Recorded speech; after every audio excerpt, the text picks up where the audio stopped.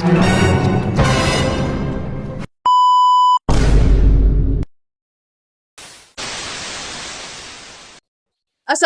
warahmatullahi wabarakatuh. Halo teman-teman semuanya, perkenalkan saya Sarah Hasbi.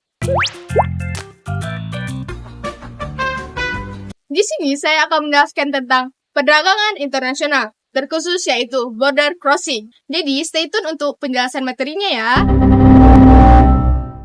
Di sini saya akan menjelaskan tentang perdagangan nasional. Lebih tepatnya adalah border crossing.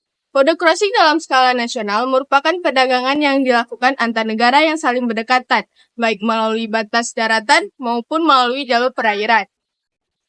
Sehingga, pada perdagangan ini dibutuhkan persetujuan dari kedua belah pihak negara yang bekerja sama. Perlu diketahui, Selat Malaka merupakan jalur perdagangan tersebut di dunia, karena menghubungkan dua samudera, yaitu Samudra Hindia dan Samudra Pasifik, di mana selat ini dikenal sebagai jalur utama bagi lalu lintas perdagangan barang antar wilayah, yang menjadi penghubung utama perdagangan antara Eropa, Timur Tengah, Asia Selatan, Asia Tenggara, dan juga Asia Timur. Jalur laut ini sangat penting karena merupakan 9 dari 10 pelabuhan laut tersebut di dunia, dan sekitar 60% perdagangan maritim global melewati wilayah ini, serta secara bersama seluruhnya menyumbang 60% dari PDB global. For your information, keanekaragaman hayatinya menampung sekitar 3.000 spesies laut, dan tiap tahunnya terdapat sekitar 90.000 kapal yang melewati jalur ini, sehingga dapat dibayangkan seberapa pentingnya jalur Selat Malaka ini. Namun, di balik itu semua juga terdapat sisi negatifnya, yakni dari banyaknya kapal yang melewati jalur tersebut, dapat terjadinya kemacetan yang dapat menyebabkan kecelakaan antar kapal. Contohnya seperti pada bulan Juli tahun 2021 lalu. Kapal kontainer berbendera Inggris Zephyr Rumors dan kapal pengangkut barang berbendera Malta Galapagos bertabrakan di sepanjang selat. Kecelakaan itu tidak hanya merusak kedua kapal, tetapi juga mengakibatkan tumpahan minyak di sepanjang selat. Lalu, sisi negatif yang kedua adalah pembajakan.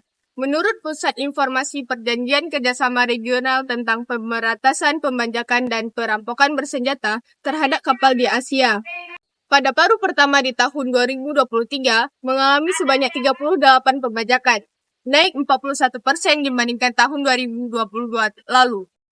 Hal ini mempersulit navigasi dan dapat mengganggu perdagangan maritim di selat tersebut. Selain itu, perubahan iklim yang tidak menentu seperti cuaca ekstrim dapat menunda transportasi barang yang dapat mengganggu rantai pasokan regional maupun global.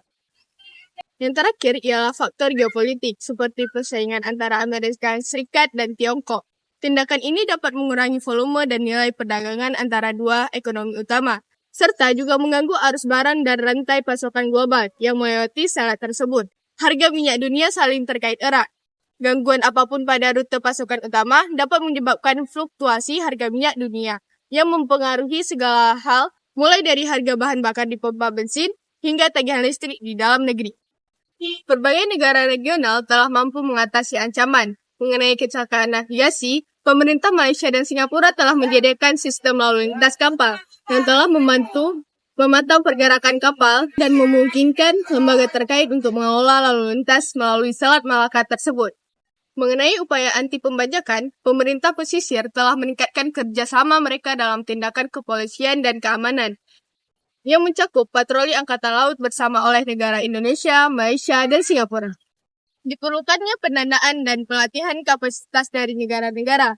Dana ini akan membantu negara tersebut meningkatkan ketahanan iklimnya dan memulihkan stok ikan yang menipis akibat cuaca ekstrim.